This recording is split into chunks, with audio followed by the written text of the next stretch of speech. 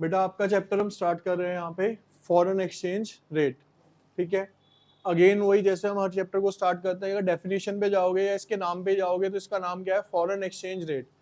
Basically अगर India के point of view से बात करी जाए, जिस करेंसी को यानी अपने देश की करेंसी को जब आप दूसरे देश की करेंसी में जिस एक्सचेंज रेट में क्या करते हो, उसको एक्सचेंज का मतलब क्या होता है, चेंज करना बेसिकली, उसे ही क्या बोला जाता है, फॉरेन एक्सचेंज रेट।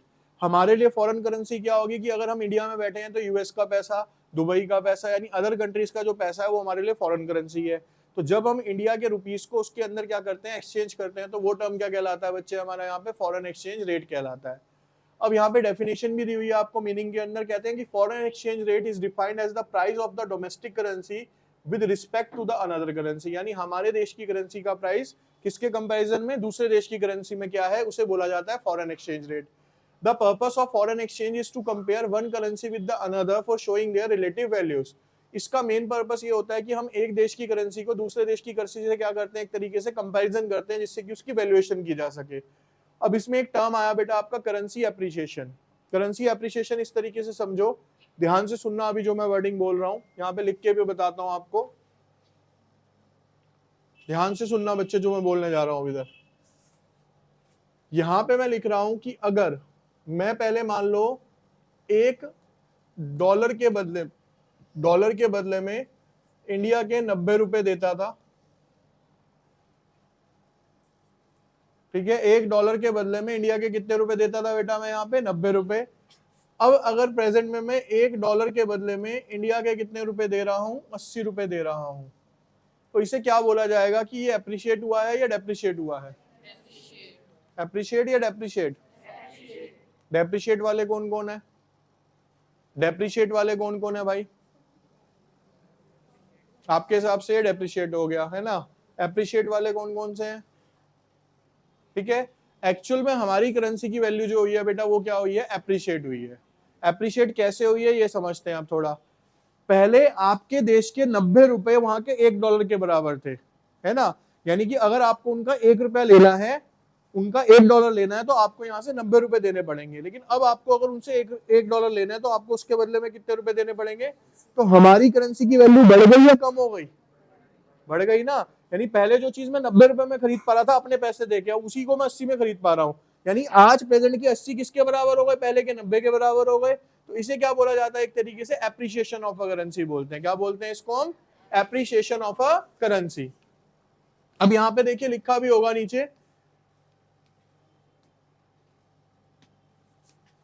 कहता है it refers to an increase in the value of a domestic currency, अपनी देश की करेंसी की वैल्यू में इंक्रीमेंट आना इन terms of one or more foreign exchange like dollar.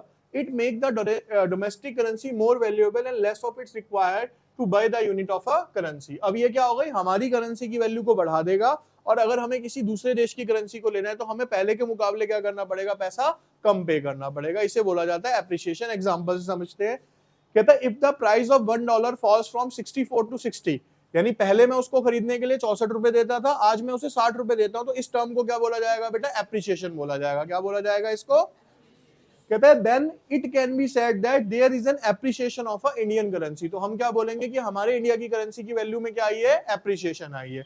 और अगर इसका अपोजिट हो जाए कि पहले मैं 60 दे रहा था और अब 64 दे रहा हूं, तो हमारी करेंसी की वैल्यू क्या हो गई, डेप्रिशिएट कहलाएगी। वो क्या कहलाएगी, हमारी डेप्रिशिएट हो जाएगी।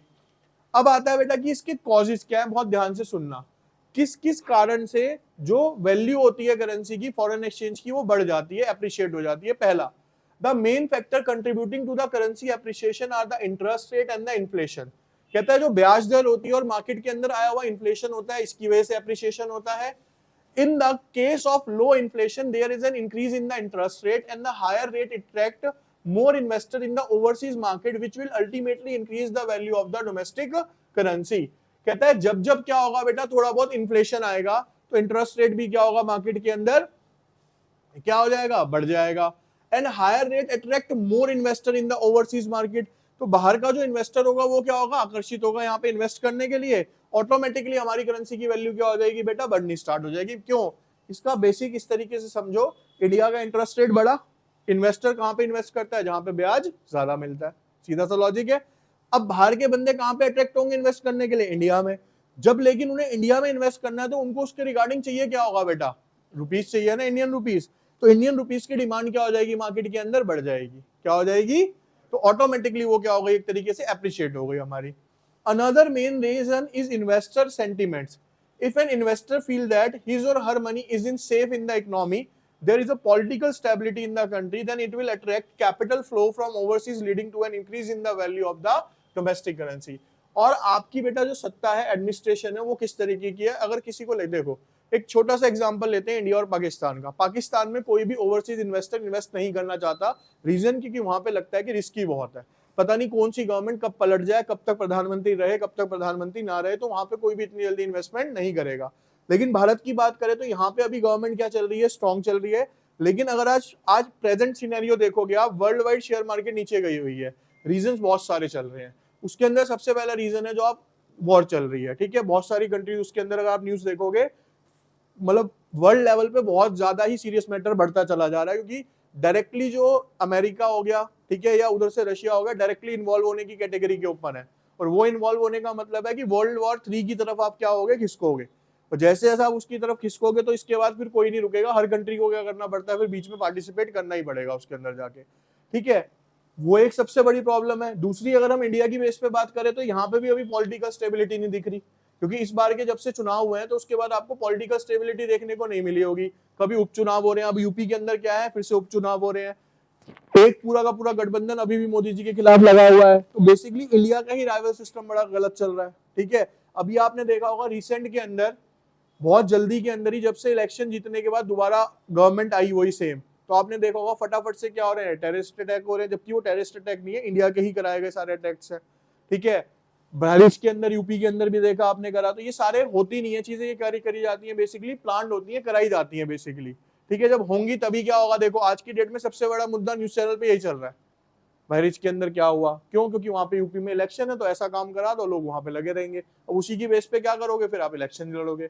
तो बेसिकली ये सब पॉलिटिकल फैक्टर्स होते हैं जिसकी बेस पे कोई भी इन्वेस्टर आपकी कंट्री के अंदर क्या करेगा, इन्वेस्ट करने के लिए आएगा।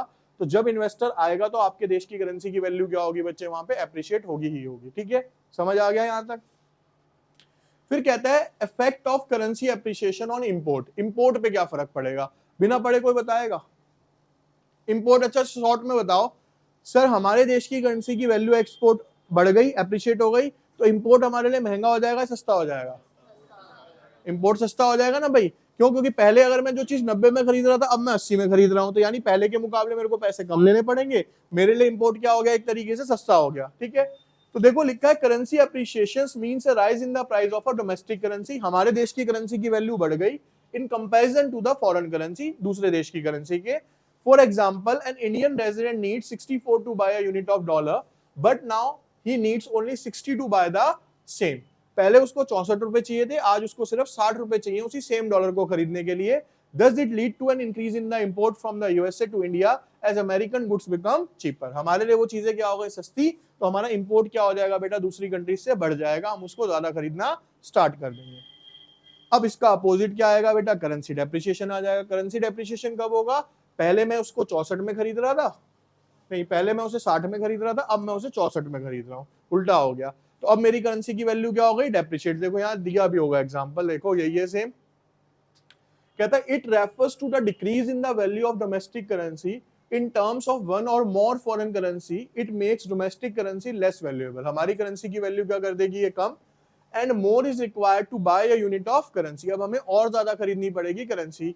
For example, if the price of $1 rises from 60 to 64, that it can be said that there is an depreciation in the Indian currency। तो हम बोलेंगे कि हमारे देश की करेंसी में क्या है, डेप्रिसिएशन आया है। जो आपने पढ़ा उसी का सब कुछ अपोजिट होता चला जाएगा। जैसे कि अब कॉजेस की बात करें, पहला, the main factor contributing to the currency depreciation are easy monetary policy and excessive inflation. अगर जरूरत से ज्यादा इन्फ्लेशन आ जाए या मॉनेटरी पॉलिसी बहुत इजी हो जाए तो हमारी करेंसी की वैल्यू क्या हो जाएगी बेटा, डेप्रिशिएट हो जाएगी। It can also be caused by the political instability due to the uncertainty in the domestic country, investor fear investing in the domestic country। वही जो मैंने आपको बोला, उसमें क्या था कि अगर आपकी पॉलिटिकल स्टेबिलिटी है तो इन्वेस्टर ज्यादा इन्वेस्ट करेगा। यहाँ पे अगर पॉलिटिकल इंस्टेबिलिटी है यानी लोग यहाँ पे इन्वेस्ट करना पसंद नहीं करेंगे, क्योंकि यहाँ पे रिस्क क्या हो जाएगा बेटा, आपका ज्यादा हो जाएगा।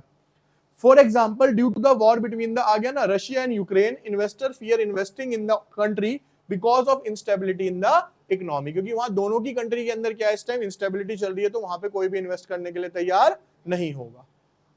Effect of currency depreciation of export पे क्या फर्क पड़ेगा? कहता है currency depreciation means a fall in the price of domestic currency in comparison to the foreign currency. For example, earlier people could get goods worth ₹60 from a unit of a dollar.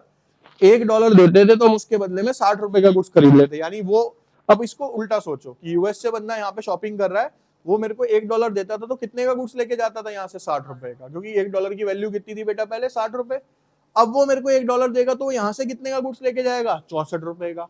तो but now they can get worth ₹64. It means that more goods can be purchased from the India in rupee with the same amount of a dollar. अब वो same dollar के अंदर यहाँ से ज्यादा चीजें खरीद पाएगा, क्योंकि यहाँ की करेंसी की वैल्यू क्या हो गई है? डेप्रिशिएट हो चुकी है, सस्ता हो गया यहाँ पे, ठीक है। अब पढ़ते हैं आगे, कहता है what does currency appreciation means? फटाफट बताइए, करेंसी एप्रिसिएशन का क्या मतलब होता है बच्चे इसमें? Increase in the value of a domestic currency. What are the main factor contributing to the currency appreciation? Currency appreciation किस वजह से आता है?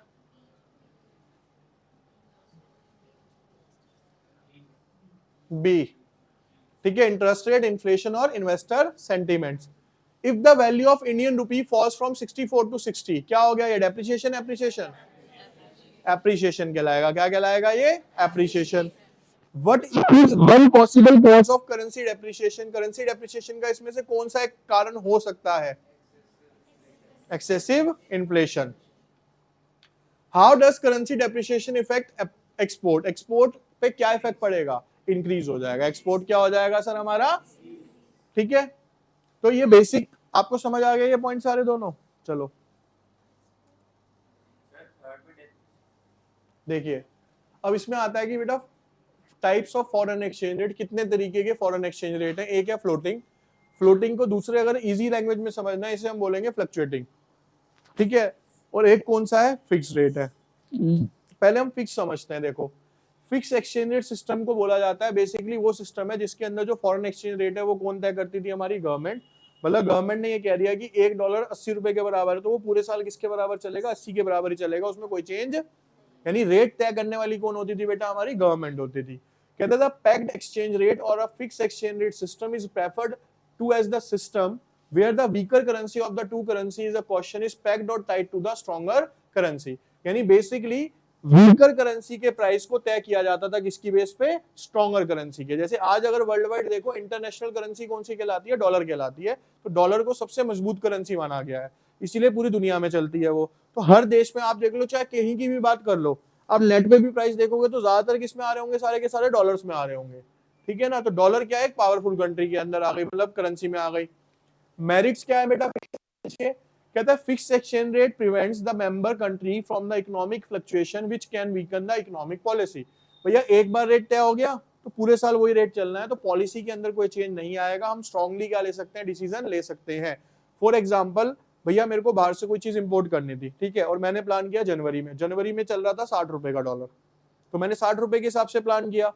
आज प्रेजेंट में कौन सा चलता है बेटा? आज प्रेजेंट में चलता है फ्लक्चुएटिंग रेट। फ्लक्चुएटिंग रेट का मतलब her with in a minute और विद इन अ सेकंड क्या हो रहे हैं? रेट ऊपर नीचे हो रहे हैं, मार्केट कंडीशन के ऊपर है। पहले के टाइम पे क्या होता था कि गवर्नमेंट ने 1 जनवरी को निकाला भैया डॉलर 60 रुपए का है, तो वो पूरे साल ही 60 रुपए का रहेगा, तो हमारा रिस्क खत्म हो गया। हमें पता है चाहे आज लू, 3 महीने बाद लू, 6 महीने बाद लू, मेरे को 60 रुपए की मिलेगी चीज। रिस्क कम हो जाता था, इन्वेस्टर बड़े स्ट्रांगली इन्वेस्ट करता था, उसका क्या होता था? कॉन्फिडेंस ज्यादा होता था। लेकिन आज की डेट में ऐसा नहीं होता है, क्योंकि डे बाई डे क्या विद इन अ सेकंड क्या होते हैं? रेट ऊपर नीचे चलते जाते हैं। कहता है इट प्रमोट्स कैपिटल मूवमेंट। इससे क्या होती थी बेटा? कैपिटल मूवमेंट इजी हो जाती थी, क्योंकि पूरे साल क्या होते थे? लोग इन्वेस्टमेंट करते रहते थे। Fix exchange rate system attract foreign capital because a stable currency does not involve any uncertainties about the exchange rate that may cause a capital loss. तो इससे कोई भी लॉस होने के चांसेस नहीं होते थे, क्योंकि देखो जब आपको पता है कि आज 60 रुपए का और पूरे साल 60 रुपए चलना है, तो आपको लॉस का तो कोई भी दिक्कत है ही नहीं। भाई दिक्कत कब होगी कि आपने 60 रुपए में लिया और अगले दिन वो कितने का हो गया? 50 रुपए का, तो आपको घाटा हो गया ना। लेकिन ऐसा तब होता ही नहीं था। फिर आता है डीमेरिट्स। क्या है बेटा इसके? कहता है it creates a barrier on achieving the objective of free market. लेकिन इसके अंदर जो रेट है फ्री मार्केट के अकॉर्डिंगली नहीं चलते थे। फ्री मार्केट कौन सी होती है? जो आज प्रेजेंट में चल रही है। फ्री मार्केट बेटा उस मार्केट को कहा जाता है जिसके अंदर किसी भी चीज के रेट जो होते हैं डिमांड और सप्लाई के बेस पे क्या होते हैं, ऑटोमेटिकली तय किए जाते हैं, जो आज प्रेजेंट में करते हो। Under this system countries with the deficit in balance of payment uses their stock of gold and foreign currency to solve the problem, this can further create serious problem for them. कहता है इस system के अंदर लोग क्या करते थे कि जब उनका डेफिसिट होता था तो वो अपने गोल्ड रिजर्व्स को क्या करते थे, वहां पे यूज करते थे अपने डेफिसिट को पूरा करने के अंदर, क्योंकि आपको पता है बेटा करेंसी आने से पहले क्या चलता था दुनिया के अंदर, गोल्ड चलता था सिर्फ, ठीक है। फ्लेक्सिबल एक्सचेंज रेट क्या है? Flexible exchange rate system is also known as a floating exchange rate system as it dependent on the market forces of supply and demand. जो आज प्रेजेंट में चल रहा है वो कौन सा चल रहा है बेटा, आपका फ्लेक्सिबल चल रहा है, और ये किस पे डिपेंड करता है, आपके डिमांड और सप्लाई के ऊपर। There is no intervention of the central bank और the government in the floating exchange rate system, इसमें गवर्नमेंट का कोई भी लेना देना नहीं होता। मेरिट्स क्या है? It eliminates the problem of overvaluation और undervaluation of currency, deficit और surplus in a balance of payment is automatically corrected under this system. इसके अंदर बेटा ये सब कुछ कैसे चल रहा है, ऑटोमेटिकली। अब देखो इसके अंदर क्या है, मैंने सपोज करो 60 रुपए में खरीद लिया, अब अगले साल वो 50 रुपए का हो गया, तो अगले साल तो लॉस उठाना पड़ेगा ना।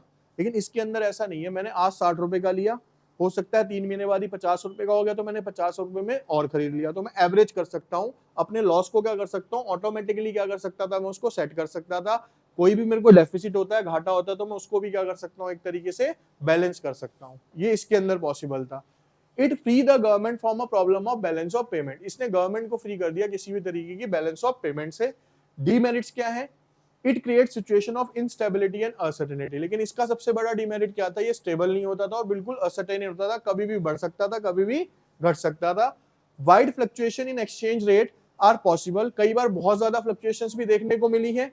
This hampers foreign trade and capital movement between the countries, और जब जब ऐसा हुआ है, देखो आज शेयर मार्केट के अंदर कोई भी इन्वेस्टर इन्वेस्ट करने के लिए अभी रेडी, क्योंकि करेंसी क्या जा रही है, मार्केट सब वेट कर रहे हैं, क्योंकि अभी नवंबर एंड तक ये और बहुत ज्यादा नीचे जाएगी, तो जब नीचे जाएगी तो इन्वेस्टर्स क्या करेंगे, इसके अंदर आके इन्वेस्ट करेंगे, ठीक है। लेकिन इस बार जो इन्वेस्टमेंट होगी वो बड़ी सोच समझ के होगी, क्योंकि वर्ल्ड के अंदर जो सिचुएशन चल रही है, क्योंकि सबको पता है आज तो पैसा अपने घर में है और मार्केट में लगा दिया और कुछ ऐसा हो गया दुनिया के अंदर कि वो मार्केट ही बंद हो गई, तो हमारा पैसा भी क्या होगा, वो सारा का सारा वहीं पे अटक जाएगा, हमें कुछ भी नहीं मिलेगा।